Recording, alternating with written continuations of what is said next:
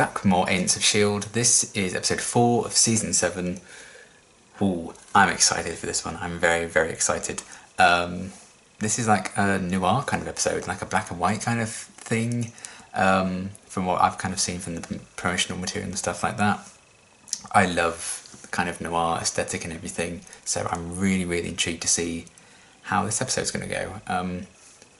The past two seasons, even in particular, I think S.H.I.E.L.D's gotten very experimental and been like, you know what, screw it, let's just have some fun.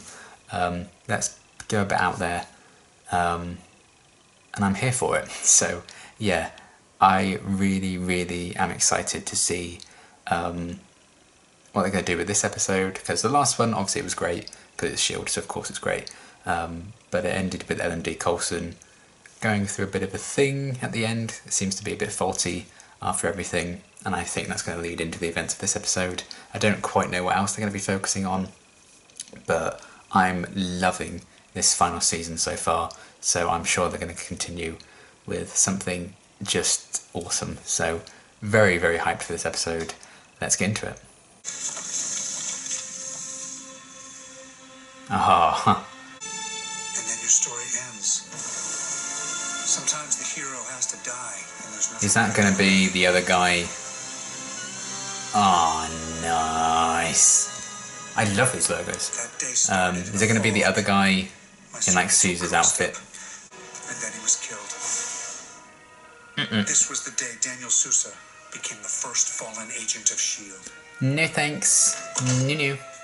The plan was for me to chaperone the gadget, not a scientist. Seems like you got a new plan now. A new deal. Enoch. You gonna call Enoch? I hope I'm not boring you, buddy. You are a pain. Yes! I am such a pleasure to hear your voice after 2 decades. It's such a pleasure to hear your voice. As am I. 24 years is plenty of time for a lonely chronicom to build the hardware. Fantastic, put me through. Certainly. You may proceed with your saga of struggle. So, this hard ass. That's Agents of S.H.I.E.L.D. in a nutshell, isn't it? Yo-Yo indeed hit the road to retrieve the S.H.I.E.L.D. gadget from Dr. Linmore's home. Yes. I've been excited for these two to be paired up. So sexist and racist. But the 50s, though, are still pretty sexist and racist. Yeah. It always gets better, just never fast enough. And some things never change. It's crazy how it's black and white. It's just like, yeah, this is normal. It's just like, it fits so well. They've really kind of nailed the art style and everything, I think, so it just feels very, like, you just get used to it.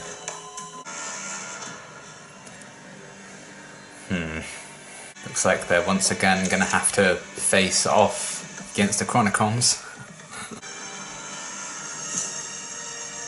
He's got like a little matchstick in his mouth because you know he's evil. How dare you! They kidnapped him? They've gone too far. Kill them. The package was now. Go get yourself a drink in the bar car. Calm your nerves. I'd be at the bar car. I don't need a drink.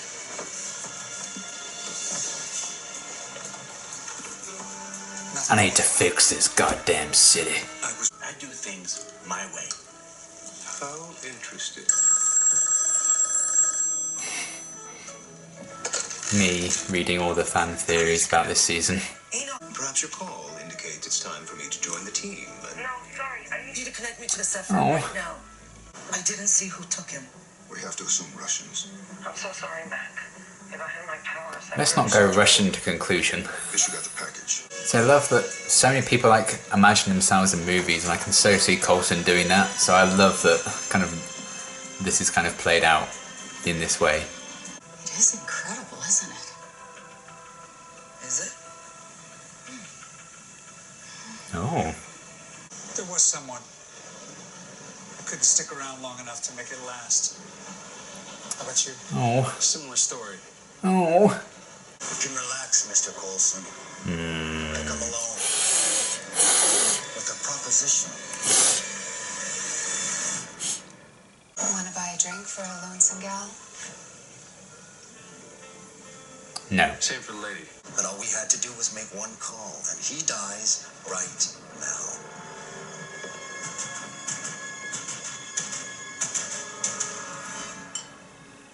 Huh. Don't trust her for a second. Just one little piece of advice. He's on to you. You need to work on your acting. Yeah. Yes. Oh, ow. Oh, ow. Oh, ow. May I cut in? Yes. That's right. Seeing my team was a relief, but one of them was still MIA. Yeah, where is he? What have you done with my son? Rise and shine, big brain. Rise and shine. Simmons. Sorry. What is happening with her? Fine. I hope we get like a May-centric episode or something You're not yourself. this season. Like really addressing everything that's going on with her. I think S.H.I.E.L.D. has been infiltrated by Hydra. Yeah. What? How do you know that? It's classified.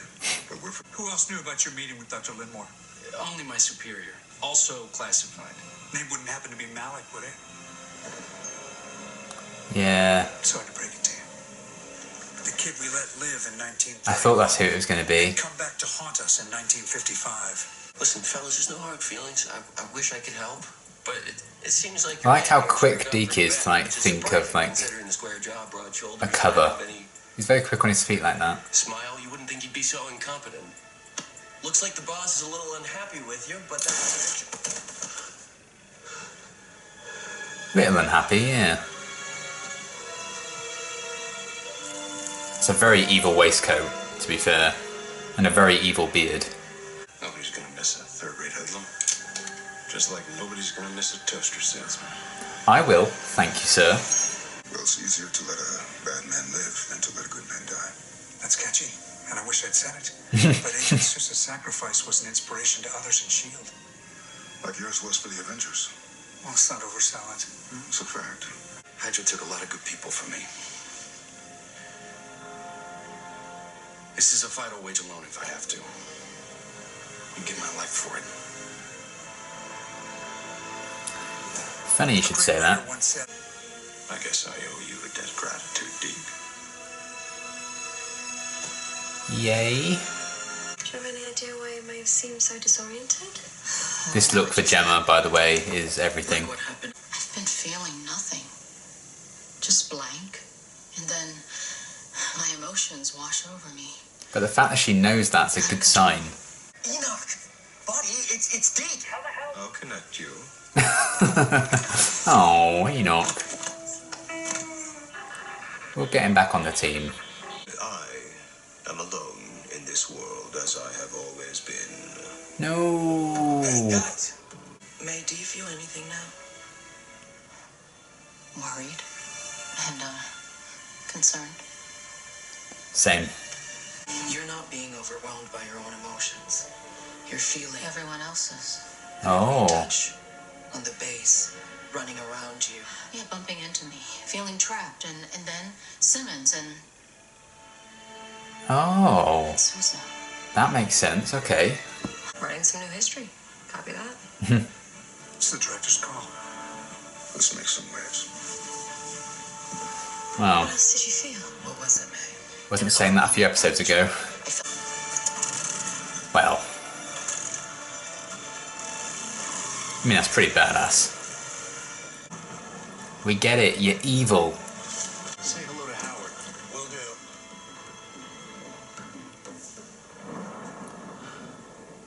I thought I shook you. Well. Not showing us his face. Just like what's in the history book. But not everything's in the book. Aha! Obviously, the answer to the question, could we get to him before his killer, I thought I shook you. was yes. This will make sense later. Maybe. Confirm the kill, you fools. An LMD. We're the usual guy. Oh my god. Felt good to be back on the plane. Is this going to I was fix going to his feel even vision? better when my system was restored. How's that? Aww, the colour came back to his life just as May did. Thanks. But this feels wrong now. I get nothing off of him. Time to buckle up. I'm very intrigued by this whole thing with May. Got a good look at the status quo. Not a fan. Well, maybe next time we have the chance to change it, we do. I'm in. Oh boy, that could be dangerous though. You're a hero. So, congrats. And Yeah, so what does he do now? I'm not dead. we didn't change history. We just took you out of it. When are we? Trying to figure that out.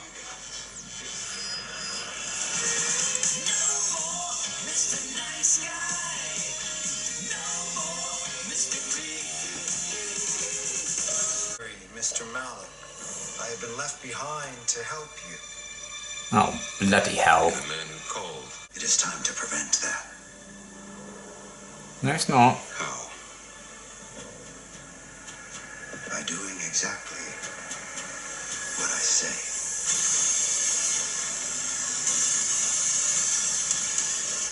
Oh, that was dramatic. Oh. Okay. Season 7. Season 7. This is shaping up to be one of my favourite seasons I think the show has done.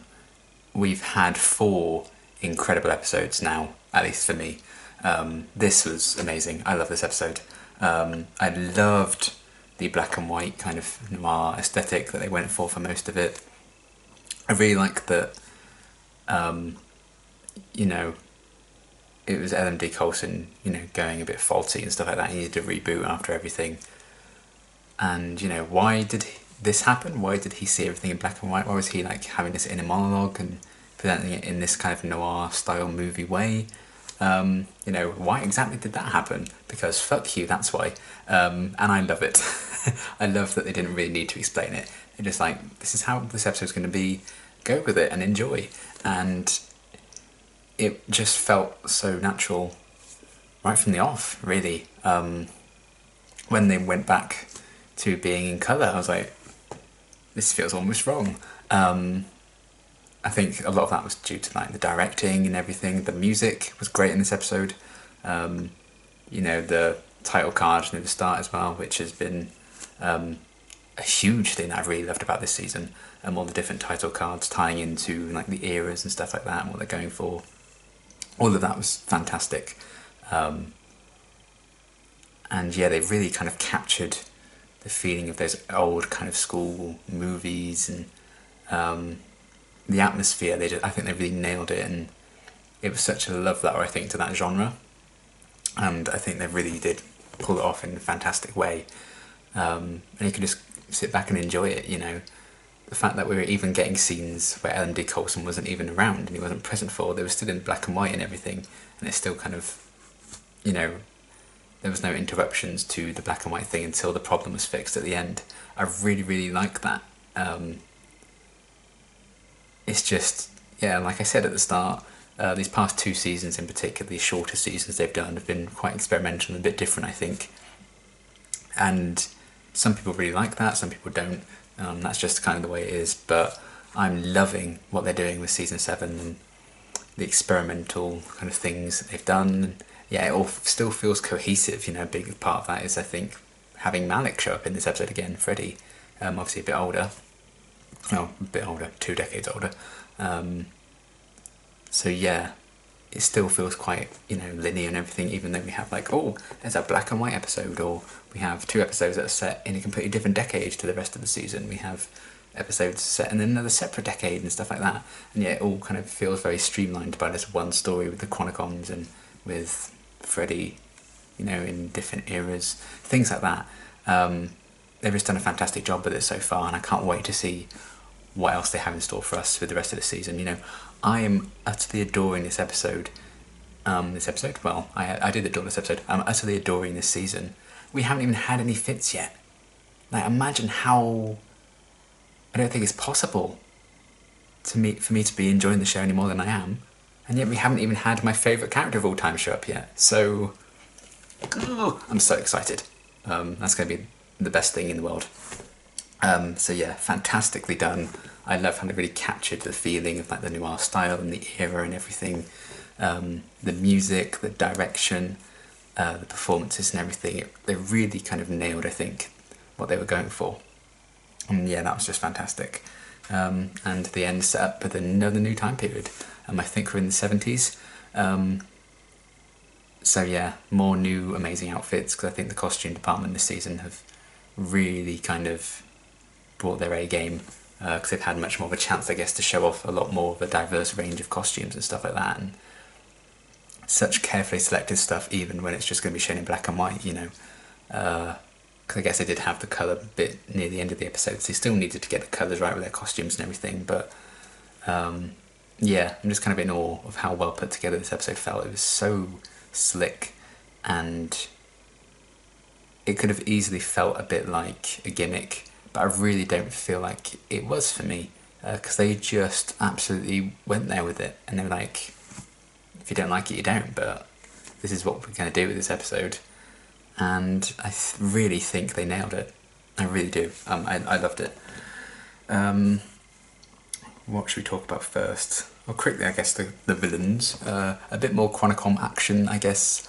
They are a bit more of a background this season than I was expecting, actually. I feel like they're going to escalate them a bit more in the second half of the season, maybe. But they're really not as present as I was expecting them to be when we came into the season, and that's not necessarily a bad thing. But I am intrigued to see a bit more of their scheming and stuff. You know, them working with Malik in the past to change something could be interesting, especially given Yo-Yo and Deke seem to have that conversation, saying if there's a chance they can change the past, maybe they should. So I feel like Deke's kind of been like, maybe I should have just killed Malik when Daisy told me to. And I'm not sure how I feel about where that decision could be heading with Yo-Yo and Deke, especially given we've seen in the trailer for this season that they are teaming up again in a different point that we didn't see in this episode. So that makes me nervous, but we'll see. But, you know, Mac also seemed keen to... He was like, well, you know what? Let's forget about the whole Daisy Malik shooting situation a few episodes back. Let's make some waves. So he's going to come around to that as well. So I guess there's not going to be maybe as much conflict there. And if it means saving Sousa, you know, let's tear time apart for Sousa, you know. I love that he didn't die. I never expected him to die in this one. I did expect it to be like a fake out kind of thing with them. I hadn't caught on that it would be Coulson, but it makes a lot of sense. I thought maybe they took out the guy who was actually trying to kill him and then they like faked it or something, but it makes sense. So I liked that whole solution with him, and the fact that they still think that he died at that moment is quite interesting. But now he's still with the team, he's not done, and I'm so happy about that. I can't wait to see how he's going to adapt to like a new era as well as the rest of the team. Because I really love Enver's performance. I love Enver as an actor. I think I've talked about it before. If you haven't seen Dollhouse, please watch it. He's utterly phenomenal in that episode. I keep saying that episode instead of that season. He's utterly phenomenal in that show. So do watch that if you have a spare moment. It's another Joss Whedon thing to tear your heart out. But yeah, I love Sousa so much. He was great in this one. I love that when that, you know, the woman was trying to flirt with him or whatever, he just saw straight through that bullshit. He was like, bitch, please. You're not Peggy Carter, like, sit down. And yeah, I really liked him kind of interacting with all the different team members. Him and Coulson had a really nice dynamic. I liked him talking to Daisy a bit as well. And hopefully they'll pair him off with some other different characters in the next episode. And how forever long we have him for. But the fact that people think he's dead, and he clearly probably doesn't return to that timeline since they think he's dead. Where's he going to end up? I have no idea, and that's actually really, really exciting, so I can't wait for more Sousa. He was awesome, and the fact that he's sticking around with the team, at least for another episode, is music to my ears. I'm very, very excited. And yeah, just getting a bit more of an insight into Coulson and him narrating this whole thing. It felt like a very kind of fanboy moment, and, you know, so many people they're like driving the car or something, or riding in the back of a car, they'll look out the window, pretend they're in the music video, pretend they're in the movie or TV show or something. I think we all do that. So I love that Coulson kind of got to live out his own fantasy, because that seems like such a Coulson thing to do. You know, when he was fanboying about Captain America and the Avengers and everything, designing the costume, with it, getting trading cards signed and stuff like that. And the fact that Mac brought that up in this episode about Coulson's death inspiring the Avengers in the same way that Sousa's could inspire others. I really liked that comparison. And yeah, as soon as the colour kind of returned and they fixed Coulson there, you know, the first thing you saw in colour was May approaching him, which I thought was, you know, probably quite purposely done, light of his life, I guess. And they did bring up in the conversation between him and Sousa earlier, the fact that he did have someone, but he couldn't stick around enough for it to last, because he kind of died. Awkward. And then Sousa saying the same. Oh, Sousa. So yeah, that was cool, and maybe something for the die-hard Flinder fans, I would say, in that little moment, and maybe we'll get a bit more exploration there, and the fact that May tried to reach out and get a reading off of Coulson and feel something from him was actually really sweet. So yeah, we'll see what happens with that and exactly where they're going to go, but I loved getting that insight into Coulson, and he was really like the heart of this episode in many ways. He was our narrator and everything. He carried it through. He carried us through the episode, and I really, really loved that so much. I think that's the main reason this concept worked as well as it did, is the fact that it was kind of Coulson orchestrating it and narrating and everything. It may not have worked as well with another character, so that was, I think, a big part of the success of this episode for sure. Then Enoch, we saw Enoch again, very happy, and I'm sure we'll be seeing a bit more of him throughout the season as well. He'll keep popping up throughout different time periods, I'm guessing. I felt so bad for him though, the fact that he just wanted to connect with them again after like all this time, and that he'd been waiting there, and they were just like, oh, just patch me through. And then Deke tried to start up a conversation. He was like, oh, I'll patch you through. And he feels a bit hopeless and a bit like he's alone, and that's not the case. Not the bloody case. We love Enoch. We stan Enoch in this house. And hopefully he will kind of rejoin the team properly soon, like he was in the first few episodes of the season, because I don't want him to be sad. He doesn't deserve to be sad. But I love that we saw more of him, and I love that we're seeing him again. Him dealing with that drunken guy who just could not be arsed. Loved it. Again, bringing some really nice levity to episodes. You can always rely on Enoch for that, so I loved everything about that. And getting him back was really cool. And yeah, seeing Malik again, a bit older, again connecting the story threads that have already been set up this season. That was really cool, and it seems not to be the end of that, since we have the Chronicons and Malik work together a bit more. So intrigued to see what they could be doing with that, and what plans they may have to disrupt the timeline in different ways with that whole kind of selection of shenanigans. So yeah, excited for that. I wasn't expecting to bring him back into it in such a significant way, and being a bit older and everything. Really cool. So I liked that a lot, and Deke having the quick thinking to try and get out of that. It didn't go his way. He was like, look, remember me, I didn't shoot you in the face, you whelks. And that got him out of it. I love that they're really showing how capable Deke is this season. I love that. Deke's always been one of my favourite characters for a long time now. Not right at the start, obviously. From like episode 9 or 10 of season 5 is when I started warming up to him, but you see that in my reactions. I hated him at first, then one day I loved him, and I never stopped, and I will never stop. So yeah, he's one of my favourites. I love that the season's really showing how capable he is, what a great agent he can be, thinking fast on his feet, pairing him up with different kind of characters. Like with Yo-Yo in this episode, I think that's the first time we've really had those two together, and I really liked their little dynamic. And yeah, him getting kidnapped and everything, is like, oh. But then making that decision there to maybe change something if they get the chance again, that's definitely going to come up again. Could be painful. We'll see exactly what that may entail, but it's definitely going to be a thing, and that makes me nervous, but I'm excited for it, and I really, really liked that dynamic, and the fact that we're clearly going to get more of it for the rest of this season, I love. I think those two could be really, really good friends, and I'm excited for that, because that's not a pairing that's been explored at all really before. So I loved, again, them pairing off characters like that in this one. And I also liked Yo-Yo working out what seems to be going on with May and talking about the panic attack with her and Simmons.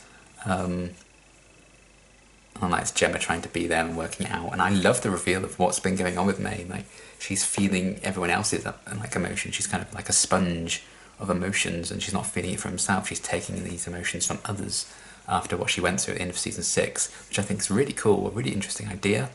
Again, we don't know where we're going to go with it yet, but I like that she did kind of open up about that. Once she was prompted by Yo-Yo, of course, but I think Yo-Yo trying to work that out, what was happening with May, it could be a way of her not having to deal with the fact that her powers aren't working at the minute. You know, she's got her own kind of issues, and she probably doesn't want to address those. She's like, May, let's focus on May's issues. But there'll be time to focus on Yo-Yo, but I hope we get like a May-centric episode really delving into this concept, because I think it's fascinating, the fact that she can only feel things coming off of others. I really like how they planted the seeds for that, and it makes a lot of sense given what we've seen thus far this season. Really enjoyed that. And just a very interesting concept, and I don't know how they might, you know, fix it or repair it in any way. How do they get her feeling like herself again? Because they kind of been saying, oh well, May is a robot, it's not so different from who she is, but, if you watch an episode like Melinda, or you see her reaction to when Andrew died, there have been some moments of genuine emotion with May, and, she does break down a lot, but she tends to be very private about that. And we know a lot of the stone cold kind of facade she put on, especially in the earlier seasons before we found out what happened in Bahrain and everything. That's very much something she just puts on that brave face, but she is a very emotional person deep down, So I'm glad that they addressed that, and she was open about those feelings once Yo-Yo kind of told Gemma what had been going on. And we kind of know what's going on there now, but what's next with that? What are they going to do with it? Really interesting idea, and I like it a lot, the fact that she was soaking up all these different emotions, but she felt nothing from Coulson, who is in the image of the man she loves, but he's a robot, so I guess she can't quite get things from that. Really, really interesting idea. I like that we are getting answers about that with May as well. I wouldn't want that dragged on for much longer, being like, well, what the fuck's going on with her? I'm glad we have some kind of answers, but how exactly they're going to explore that further, I don't know, but I'm very excited. So yeah, maybe going to a new time period will help her with that, but that's certainly what's going to be happening in the next episode. So we seem to be spending like 2 episodes in each kind of time period, which I think is a very good method. It's definitely working very well so far, but man, what an amazing episode. I love the kind of noir style it went for most of it. Tying it all together with like bringing Malik back a bit older was great. Deke and Yo-Yo, that pairing was fantastic. I love getting answers about May. Seeing a bit of Coulson as the narrator I thought was great. Suze is awesome, glad he's sticking around. We have a new time period, which is cool. Enoch coming back was awesome as well. And yeah, very, very excited to see what they're going to be doing with the rest of these stories now. And I'm just so in love with this season and this episode and this show, and we don't even have Fitz back yet, so I'm winning. The only way, literally the only way is up. And what a time to be alive, my friends, in terms of being a S.H.I.E.L.D. fan anyway, because the outside world is on fire and horrible, so I'm glad we have S.H.I.E.L.D. to keep us sane and safe. It's our safe spot, it's our home, and I'm loving that this final season is doing what the fuck it wants, and it's doing it fucking brilliantly, to put it lightly. So yeah, love this episode, loving this season, can't wait to see what's going to be happening next, and until my next reaction, thanks for watching.